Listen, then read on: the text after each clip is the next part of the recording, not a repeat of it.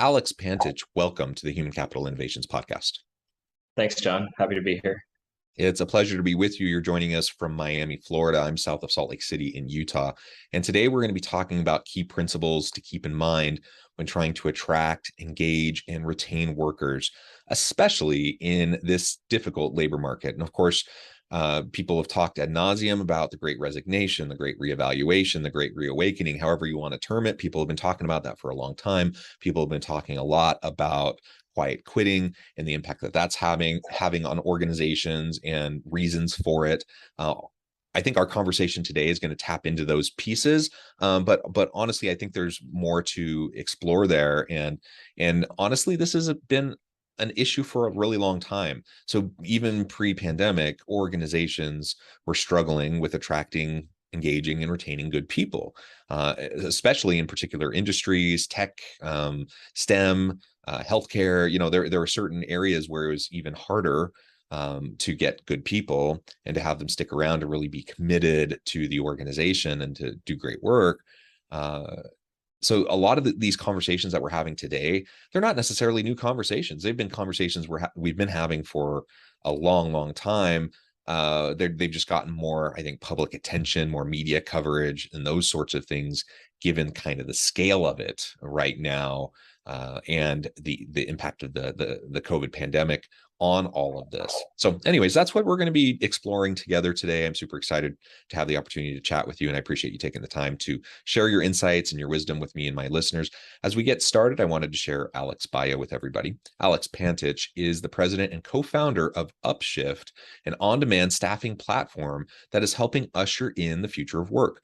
Upshift's platform connects businesses with pre-screened W-2 workers to fill a variety of roles, from hourly to full-time and everything in between. Their platform streamlines the entire process of hiring and paying flexible workers, allowing businesses to cut down on costs while also maintaining a dynamic, high-quality workforce. Backed by Recruit Holdings, Inc., the owner of Indeed.com and Glassdoor.com, Upshift has a success rate of over double the industry standard. That is fantastic. And we definitely need more of these sorts of platforms to ease the burden on organizations when they're trying to hire and staff. And sometimes it's freelance, sometimes it's contingent, sometimes it's W-2.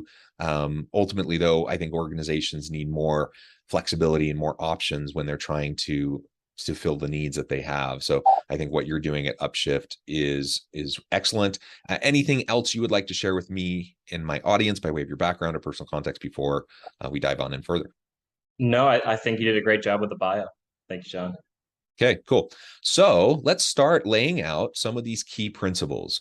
What would you say are the top things that employers need to be really keeping in mind when they're trying to think through that staffing, the strategic staffing elements and the talent acquisition, the attraction, the engagement, and the retaining of great workers to add to their team? I think one of the biggest parts of it is putting yourself in the worker's shoes, or the candidate's shoes. I see that doesn't happen sometimes at organizations, and I can give a great example of this. There was a client that we work with that we were not having trouble getting anyone to work for them through Upshift, but they were having trouble getting direct applicants. And their HR director asked me to hop on a call and walk them through why we weren't having trouble getting applicants so that they could potentially implement some of those learnings. And before the call, I actually went and applied for one of their jobs, and I went through their entire application process. And I took a loom of it and I sent it to the director of HR before our meeting with the details. And this director had actually never gone through their application process before. Someone had set it up, 8 or 10 years ago, and ever since they had just been copying job postings, and they hadn't really reviewed what the candidate experience was like. And I think that that's something that in our industry can be forgotten sometimes. People just kind of set things up, they forget, and they keep running. It's really important to be thinking about constant improvement and making sure that you're testing what the candidate experience is like. I see in lots of other industries that they have things like mystery shoppers, for example, in the retail industry, to make sure that stores are properly serving their customers. And I think a lot of times that doesn't happen in HR. And I think that's a good practice to have kind of ghost or mystery shopper candidates coming and making sure that your process is actually good for the candidates. Because a lot of the time, I think HR people aren't necessarily checking on that. Not because they don't want to. Sometimes they're just super busy. But I think it's important to prioritize making sure that your processes are good and that they're remaining good. Yeah, we talk about customer experience all the time. Employee experience is equally as important. And if we want to hang on to really great people, and if we want to have a reputation as being an employer of choice, where people want to actively come, and where our employees are actively asking their colleagues, their network, their friends, say, come work with me. This place is amazing. The process is smooth, and all of if we want to make it as attractive as possible.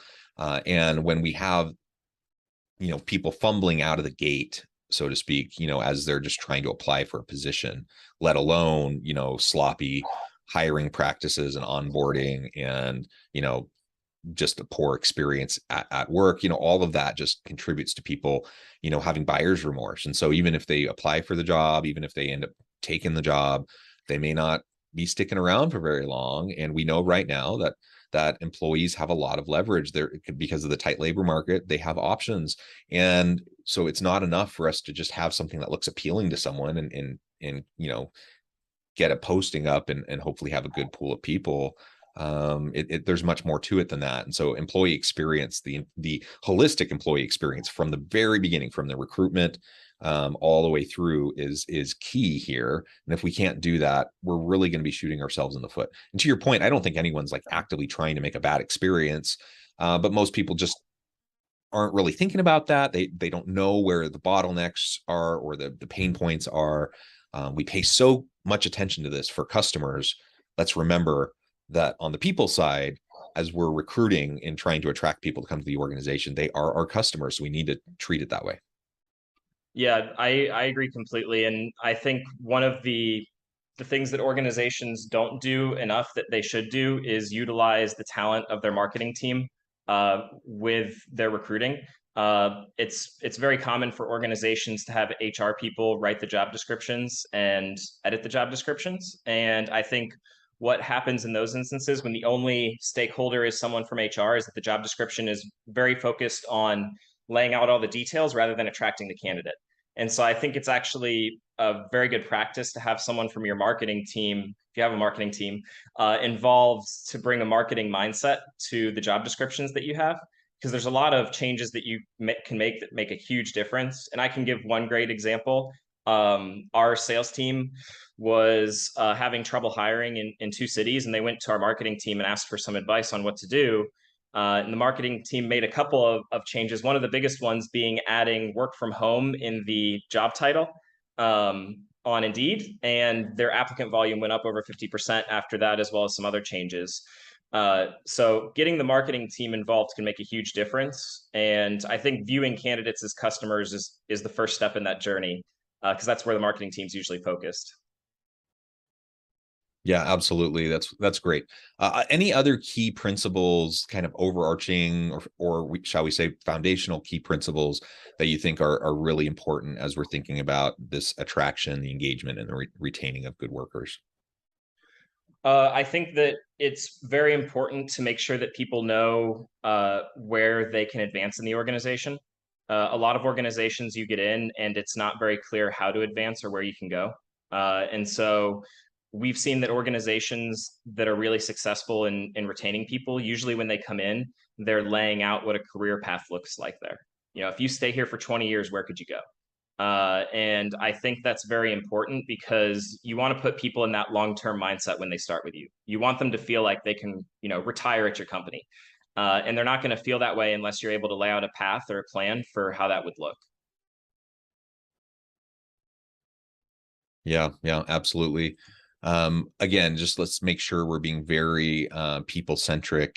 And one of the things that people want when they join an organization is that they want opportunities for continual growth, development, and advancement. Now, sometimes that means formal advancement, promotional opportunities, climbing the ladder in the organization.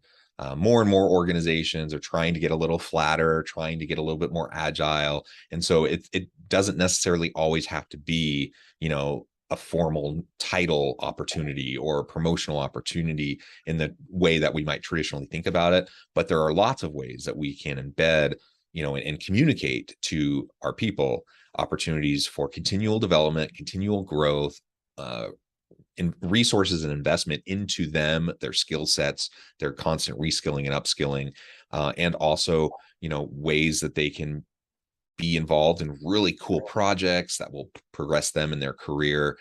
And yes, there will be some opportunities for advancement, for promotions in a formal sense, but there will also be opportunities for overarching career growth in the organization. And that's an organization that has a learning culture, an experimentation, and an agile culture with growth mindset, abundance mindset. If you can communicate that effectively through your recruitment and hiring process, and through your onboarding, and you can integrate those pieces throughout and embed them throughout the organization, the culture, the policies, the practices, the procedures in the organization. Those are the types of organizations that the best people want to work for. They want to be there because they know that they're going to be constantly invested in. They know that they're going to have the resources to do their job well. They know they're going to continually be working on cool stuff. They know that they're going to be able to work with the best tech and the best, have the best resources to be able to do those things. And sometimes that comes along with great pay too. And sometimes that comes along with, promotional opportunities too. But let's just think through that holistically, right? Like there's so many things that we can communicate to our people so that they feel those opportunities for continual progression. Yeah, absolutely. And I think one of the best ways of doing it is visually. We use a progression framework, which we actually got the idea from Microsoft. But essentially, everyone in the organization can see where they can go, potentially in other departments or in their own department. And they have the ability to not just grow up in terms of becoming, a manager with more and more people working under them, but also grow horizontally as an individual contributor, by increasing their compensation by becoming better at their job, rather than moving into a new one. Yeah, excellent. So let's talk a little bit about what employers need to be doing then, as we're responding to the Great Resignation, quiet quitting, some of these terms that people have been throwing out there. The reality is it's just hard right now. It's hard to keep good people. Lots of organizations have a lot of open positions. And that puts a burden on everyone else on the team because people are picking up the slack and so then you start to experience burnout. Part of the reason for quiet quitting is because so many people have just felt leaned on so heavily to do extra work because there are unfilled positions, right? And there's only so much people are willing to put up with that. So what can organizations, what should organizations be doing to respond and to overcome these impacts of the Great Resignation? And in what way, perhaps, does flexibility play a role in attracting and retaining great people in this environment? Yeah, so I'll address first kind of the hourly portion of the workforce. I think one of the biggest things you can do there is offering flexibility from what we've seen. There's a lot of people who can't necessarily work 40 hours a week, but are willing to work for you regularly and be there every week. And a lot of organizations still haven't opened up opportunities for people who need to be able to work flexibly. And so they're losing those people. And we see it lots of times with clients where they may have someone who's full-time who that person needs to be working now 4 days a week because they have a sick relative or this or that, and they're not allowed to because the rule is everyone has to be here at least 5 days a week, at least 40 hours a week, unless you're taking PTO. And so you're losing good employees when you have hard and fast rules like that. I've also seen other organizations where as they see people churn, instead of allowing flexibility so that they can fill those gaps, they force their existing employees who are still there to work overtime. And that is also a short-sighted mindset because you just increase churn. So I think organizations need to figure out how to open themselves up to flexibility on the hourly side. How can we allow someone to work here 2 days a week or 3 days a week rather than 5 days a week? In a lot of instances, you're able to. Cindy can be there Monday through Wednesday and John's there Thursday through Friday. They're both trained. They both know what they're doing. There's no reason to say that both of them have to be there 40 to 60 hours a week, especially when neither of them may be able to. And so that's something that we've been really advocating for in a lot of organizations, is to allow people to have some flexibility in their working hours. And it makes a huge difference. When you start to allow flexibility, you don't really have trouble staffing anymore in a lot of instances, as long as your pay rates are in line with the market. because as you allow for more flexibility, you're unlocking other levels of labor. If you think of the labor market as a pyramid, with the top level being people who can work 40 or more hours per week, that's a pretty small number of people, and most of them already have jobs. And the people who don't have jobs, there may be a reason they don't, because unemployment rates are so low, right? It's very easy to find a new job.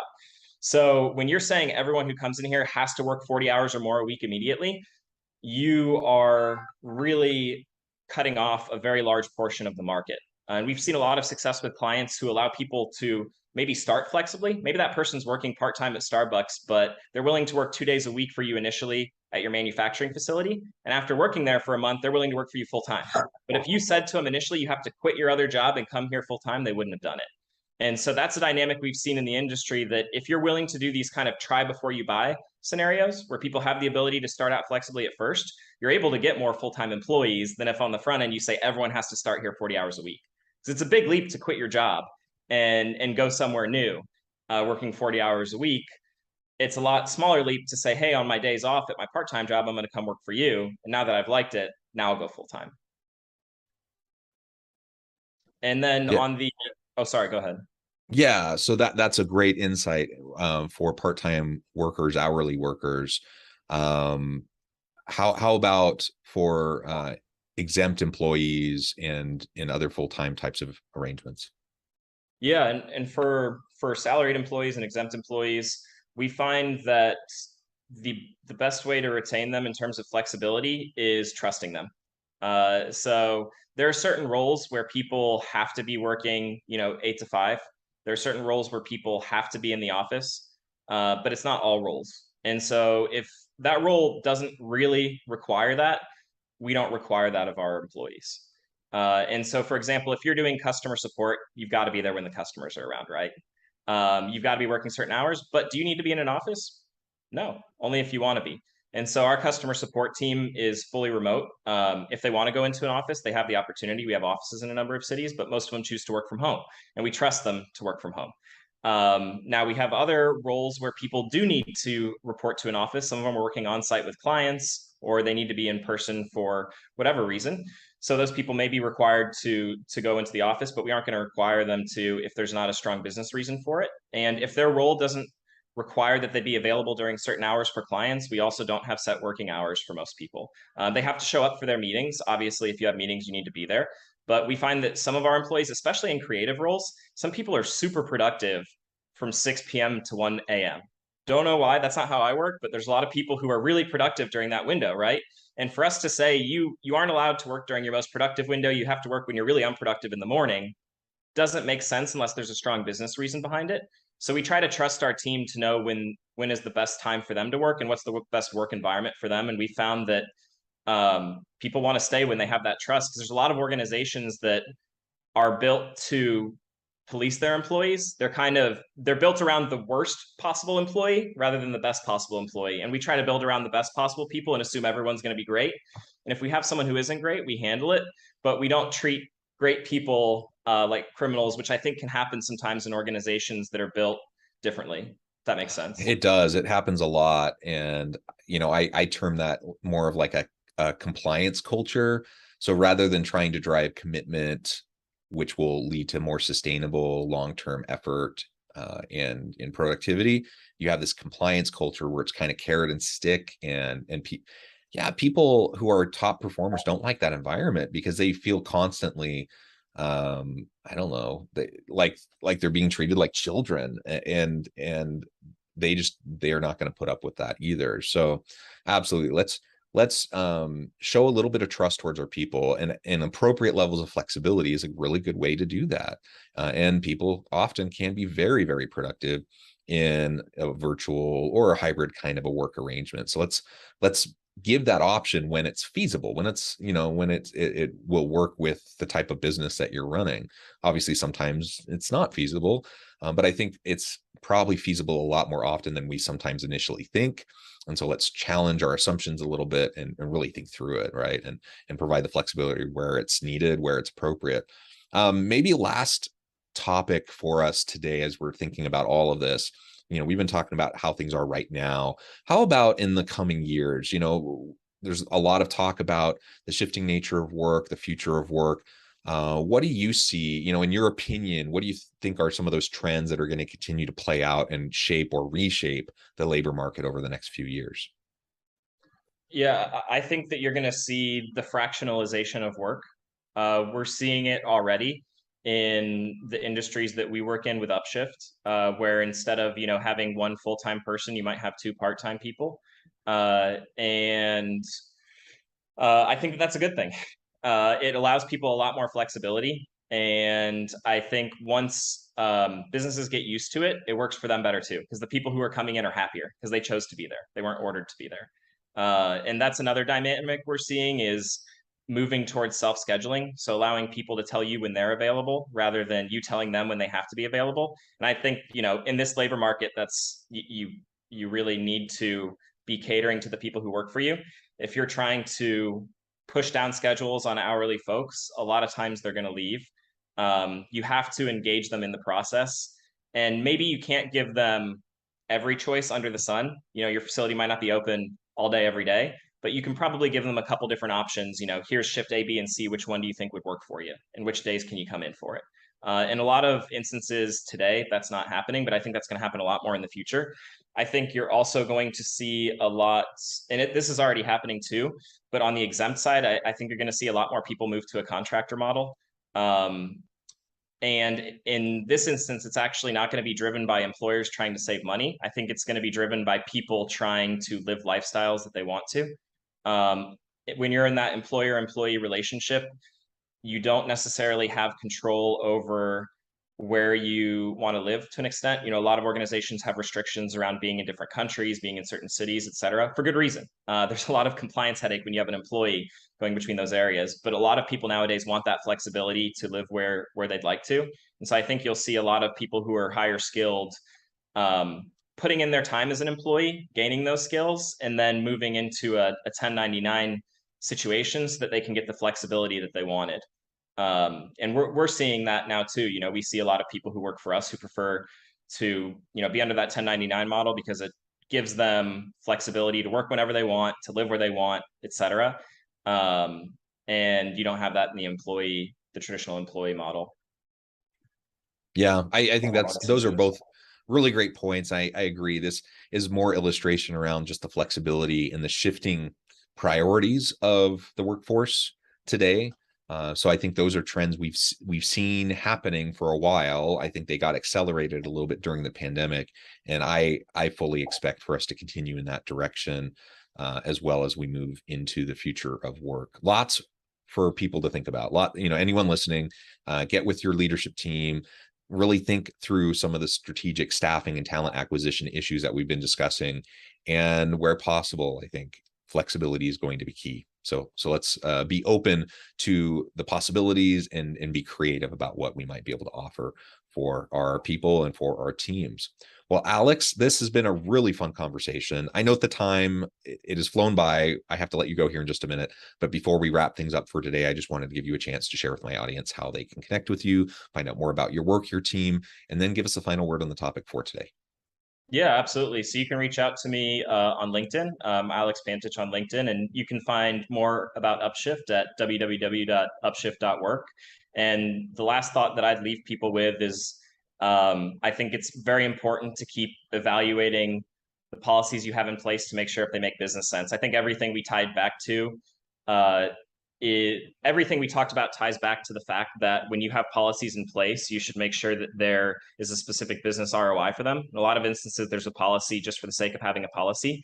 And I think once you dig into your policies, you'll find that in a lot of instances, you can actually offer more flexibility than you realized. Yeah, amen. Thank you so much, Alex. This has just been a great conversation. I encourage my audience to reach out, get connected, find out more about what Alex can do for you. And as always, I hope everyone can stay healthy and safe, that you can find meaning and purpose at work each and every day. And I hope you all have a great week.